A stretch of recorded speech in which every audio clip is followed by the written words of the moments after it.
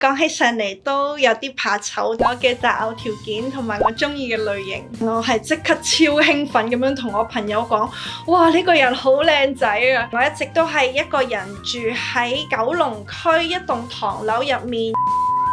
嗰年我嗰個身體嘅溫度控制係有啲接近林超英嘅，飲咗2支韓國燒酒，1支日本清酒，每日24/7都會俾全球唔同 IP 嘅黑客不斷入侵。この番組はご覧のスポンサーの提供でお送りします。我卡莉娜西乜嘢？大家好，我係周婷。提起周婷呢兩個字，唔知大家會諗起啲咩呢？大家可能會諗到呢個樣。又或者係呢個樣，又或者係呢個樣。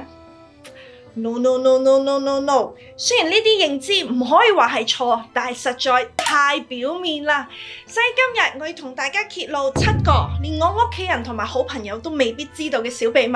睇完呢條片之後，可能會顛覆咗你心目中對於周婷嘅認知。我哋開始第一個秘密。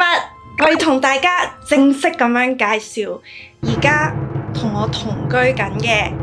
周氏家族嘅各位 come on！ 同大家介紹，佢哋就係我而家喺加拿大同我一齊住嘅屋企人啦。雖然佢哋有幾隻睇落去好似樣咁，但係其實佢哋每一隻都係有名有姓㗎。因為我個名係得一個婷字，咁所以佢哋都係跟我姓同埋單字名㗎。首先呢一隻係周德，跟住周鋪、周貴、周波、菠蘿個波，同埋我哋全家最高學歷嘅周 get。有時心情唔好又或者好焦慮嘅時候，一見到佢哋我就會開心返同埋安心返。我仲會定時定候幫佢哋沖涼，有時就係擺洗衣機啦，有時就係用鹽幫佢哋乾洗。激大家喺畢業 vlog 都應該有見過佢㗎啦，而德就係舊年我拍加拿大一日嘉年華嗰條 vlog 嘅時候喺巴西節玩小遊戲贏返嚟嘅禮物嚟嘅。而乖乖同埋噗噗咧就真係要隆重介紹啦。大家記唔記得5年前2020年我坐監之前，我曾經喺我嘅 YouTube channel 嗰度咧係舉辦過一個生日禮物徵集活動，而嗰陣乖乖咧就係其中一位市民送俾我嘅生日禮物啦。佢嗰陣仲買埋呢一套衫仔係送埋俾我。其實就算去到而家我都唔知道究竟係邊個送乖乖俾我。如果嗰位市民而家係有睇呢條片嘅話，好想同你講，好多謝你嗰陣送俾我嘅生日禮物，我係有好好珍惜佢㗎。而噗噗就係2021年6月我出冊嘅時候，一位朋友送俾我嘅出冊禮物嚟㗎。所以乖乖同埋噗噗咧，真係陪伴我度過咗好多好困難嘅時候。我有時瞓覺咧都會攬住佢哋瞓。第二個秘密係有關我嘅電子設備㗎，唔知大家有冇睇過幾年前我拍嘅一條有關資訊安全嘅片呢？因為以前嘅身份同埋工作關係，我大部分嘅 account 同埋電子設備嘅密碼都係超級無敵長，而且完全冇規律㗎。密碼入面會有大細楷英文字、數字同埋符號，而且好多都係15甚至20個位以上，所以我每次 login 部電話都要打好耐密碼先至 login 到。過去幾年時間，我仲有一個 email 係每日24/7都會俾全球唔同 IP 嘅黑客不斷入侵。好彩我個密碼長到自己都要打幾次先至記得。當然我都有設定雙重認證，所以暫時 touch wood 都冇被成功入侵過。要安全上網，除咗係設定強密碼同埋雙重認證之外，用 VPN 都係好緊要㗎。始終我哋嘅電腦同埋手機實在有太多敏感資訊啦。喺呢度就要同大家介紹下 Surfshark VPN 啦。Surfshark 會幫你喺上網嘅時候建立一條加密隧道，將你嘅網絡流量先送去一個遠端伺服器，再轉去你想去嘅網站，咁就可以隱藏你嘅 IP 地址，令到其他人難以追蹤你嘅網絡活動。Surfshark VPN 喺100幾個地方設有3000幾台伺服器，一個 account 就可以喺無限個裝置上面使用，無論係手機定係平板電腦都得，同屋企人或者朋友一齊 share 就更加抵啦。Clean Web 仲可以阻擋廣告同埋釣魚網站，防止你嘅個人資料被盜。唔單止係保護你嘅個人私隱 ，Surfshark VPN 仲可以突破地理限制，等你隨時隨地瀏覽各國嘅影片同埋網站，上網又自由又安全。如果大家聽完我嘅介紹都想用 Surfshark VPN 嘅話，點擊 surfshark.com/chowting 或者用我嘅優惠碼 chowting 以獲得額外4個月嘅 Surfshark 服務，快啲嚟試下啦！第3個秘密，呢一件事由我以前參與社運去到而家，每次我喺 IG 收集問題都一定會有人問我，而我每次都係冇答。今次終於鼓起勇氣要回答大家啦，就係我嘅擇偶條件同埋我中意嘅類型。好多人都可能會想像我嘅另一半一定要識日文，甚至我見過一啲留言係叫我嫁去日本。但其實就算我識咗日文都叫做好多年，我嘅擇偶條件從來都冇要識日文呢一行，反而會覺得有一個自己先識嘅語言，有一個屬於自己嘅小空間都幾好。至於我嘅擇偶條件，除咗係要溫柔體貼呢一啲好基本好行嘅元素之外，我覺得主要係有2點，一就係要年紀比我大，同埋要比我成熟。我細個嘅時候成日都好憧憬想要一個哥哥，尤其大家都知道我好中意睇動漫，所以以前成日喺度諗，如果現實中可以有人好似呢啲動漫角色咁完美就好啦。當然大個咗之後就會知道呢啲只係妄想，但我依然都係中意比我成熟嘅人，可以喺我無助或者感到驚慌嘅時候幫助到我嘅人。特別係自己有情緒病之後，就會覺得無論係朋友定係另一半，足夠成熟，唔好額外增加自己嘅不安係好重要㗎。至於第2個條件，講起上嚟都有啲怕醜，但係呢一點對我嚟講同性格一樣咁重要，亦都係決定咗我最初遇上嗰個人會唔會覺得心動嘅一點，就係要戴眼鏡戴得好睇。Oh my god！ 呢一件事我真係好似冇咩公開講過，但係認識得我比較耐嘅朋友可能都會知我係一個眼鏡控嚟㗎。無論喺2次元定係3次元嘅世界，我都好中意戴眼鏡戴得好睇嘅人。好似前排多倫多就舉行緊 TIFF， 即係 Toronto International Film Festival。我喺 IG 上面就見到 Chris Evans 嚟多倫多嘅相，喺相入面佢係戴住眼鏡㗎。我當刻唔認得佢係邊個，但我係即刻超興奮咁樣同我朋友講，哇，呢個人好靚仔啊！然後我朋友就話佢咪 Captain America 咯，然後就俾我睇 Chris Evans 平時冇戴眼鏡嘅相。我係有睇過 Captain America 㗎，但係當時就冇嗰種興奮同埋經驗。就算係我嘅朋友都好，我通常都會覺得佢哋戴眼鏡係比唔戴眼鏡好睇，所以我對於戴眼鏡戴得好睇嘅人係真係比較容易心動㗎。第4件事，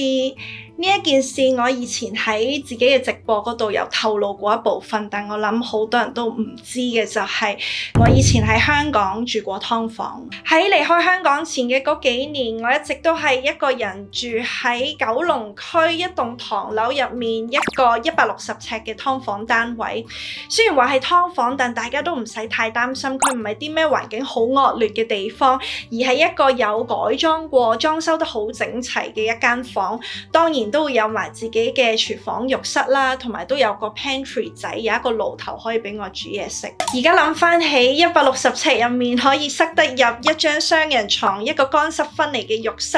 一部電視、一張梳化，仲有一個爐頭，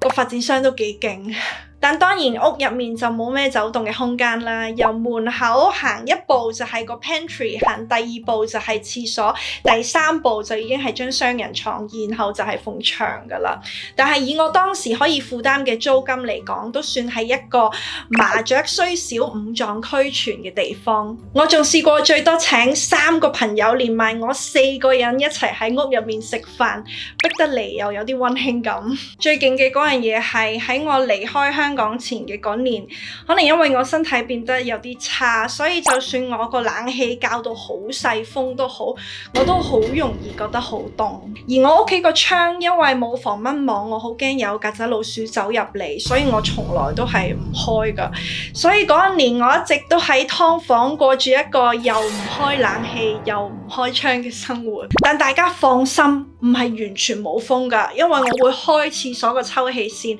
然後再將業主留俾我嗰個空氣清新機開到最大，等屋企有啲空氣流動。對於嗰陣嘅我嚟講，空氣清新機就好似一部會向上吹嘅風扇咁樣，就算室內個溫度長期都係顯示29、30度，只要開住部空氣清新機，我就已經會覺得好涼好舒服。所以我覺得嗰年我嗰個身體嘅溫度控制係有啲接近林超英㗎。我而家每次同朋友講返呢件事，佢哋都會覺得我好勁。第5個秘密。好多人都喺我10幾歲嘅時候就認識我，所以對我嘅印象都停留咗喺我細個嘅時候。但其實以前有幾年我都幾鍾意飲酒㗎，而且我覺得自己都算係幾飲得。但即使我係酒量唔錯都好，我都曾經爛醉過一次。啱啱開始會同朋友飲下酒係我大概20歲嘅時候，嗰陣我最鍾意飲嘅酒係日本清酒，有時會喺香港嗰啲居酒屋同朋友一齊飲，我啲朋友都試過送 sake 俾我做生日禮物。但喺坐完監出嚟之後，唔知點解我無論係食嘢嘅口味定係飲酒嘅口味都變得完全唔同晒。可能人真係會喺受到衝擊嘅時候默默咁樣產生改變。本來好中意飲日本清酒嘅我，突然間對清酒變得冇晒興趣，取而代之嘅就係中意飲 whisky 或者日本燒酒呢一啲酒精濃度比較高嘅酒。而我覺得比起我一啲朋友，我都算係自稱酒量唔錯，但係就係有一次係暫時嚟講人生唯一一次我係爛醉㗎。嗰日我記得係黃昏時間，我全日都坐咗喺屋企冇食過嘢，突然間心情變得好差，好想飲酒，然後我就總共飲咗2支韓國燒酒，1支日本清酒。因為空肚飲酒嘅關係，我當然就即刻醉咗，然後我就瞓咗喺屋企嗰張梳化上面。幾個鐘之後，我突然間醒咗，然後衝咗去廁所嗰度嘔，然後又再瞓翻。去到我真正清醒同埋醒翻嘅時候，都已經唔知係幾耐之後啦。嗰次真係一個好慘痛嘅經歷。自此之後，無論我心情幾差都好，我都絕對唔會空肚飲酒啦。不過喺嚟到加拿大冇幾耐之後，我就已經完全冇再飲酒啦。主要係因為認清楚咗自己有長期食藥同埋有皮膚敏感呢啲現實，知道自己要好好保護個肝臟，令到佢可以排到毒。所以平時除咗食 tiramisu 之外，我諗我都冇接觸任何酒精啦。第6個秘密，呢個秘密就真係連朋友都唔知，今次係首次披露俾大家聽。就係自從好多年前我喺網上面見到一篇報道，有個學者話人體全身最污糟嘅地方就係腳板之後，我就一直有個好根深蒂固嘅概念，就係人嘅腳就係污糟。無論係我隻腳定係其他人隻腳，就算沖幾多次涼都好，都無可避免地係污糟㗎。呢個觀念係令到我有少少腳趾加赤腳恐懼症。我知道有啲人喺屋企係習慣赤腳，但我喺屋企就一定會着拖鞋，無論個地板有幾乾淨都好，我都唔會俾自己隻腳板掂到個地下。係講緊落床落梳化第一下就一定要掂到對拖鞋，所以有時如果對拖鞋飛到去離張床好遠嘅地方嘅話，我隻腳就要伸到勁長先至可以落到地。另外就係我唔會着露腳趾嘅鞋出街，當然我都會有對人字拖俾我去游水嘅時候用啦。但係比較留意日本時裝嘅朋友都應該會知道，日本嘅女生係好興夏天嘅時候着涼鞋㗎，無論係襯短裙、長裙、短褲、長褲，佢哋都會着涼鞋。但我自問都係一個會着日系時裝嘅人，就係因為呢一個腳趾恐懼症，所以我係唔擁有一對涼鞋嘅，亦都由心地覺覺得襯波鞋係好睇啲。作為一個赤腳恐懼症患者，基本上任何要赤腳先做得嘅運動我都唔會做㗎。例如我而家有做 Pilates 係可以赤腳做，但亦都可以着襪做，甚至係有 Pilates 專用嘅襪㗎。但有一次上堂我就唔小心着咗對普通襪，Pilates 老師就嘗試除咗我對襪，令到我做得容易啲。我係寧死掙扎唔俾佢除我對襪，所以一啲要赤腳先玩得嘅運動，例如泰拳，我諗除非有好大嘅誘因，如果唔係我就應該唔會試㗎喇。有啲人可能會問，但你中意游水喎，游水咪赤腳咯？雖然游水係赤腳，但係游水係喺泳池水入面赤腳，我又覺得有少少唔同。上水之後我就會第一時間着返拖鞋，盡量減少自己對腳掂到地面嘅時間。所以大家都應該冇咩機會見到我啲腳趾上鏡㗎喇。第7個秘密。嚟到最後一個秘密啦，呢個秘密都係同我一個身體部位有關㗎。我亦都一直有喺我嘅片嗰度展示呢樣嘢出嚟，但我諗就冇咩人發現到，就係我隻右手隻中指係彎㗎。我其餘4隻手指都係直嘅，就得中指係彎嘅。但我左手又冇呢個問題嘅喎。點解會彎咗嘅呢？就係因為我細個嘅時候寫字好大力，搞到中指嘅呢一個位置起咗一個好大嘅枕。嗰陣又係成長期、發育期，可能就係因為呢個枕令到隻中指向咗第二個方向生長，就搞到彎咗啦。就算去到而家，我已經冇咩拎起支筆寫字，冇咩刺激呢個位都好，個枕都依然係存在㗎。所以我要喺度做個警示嘅提醒，如果各位觀眾你哋係有小朋友或者嚟緊打算有小朋友嘅話，記得唔好俾你哋嘅小朋友寫字太大力。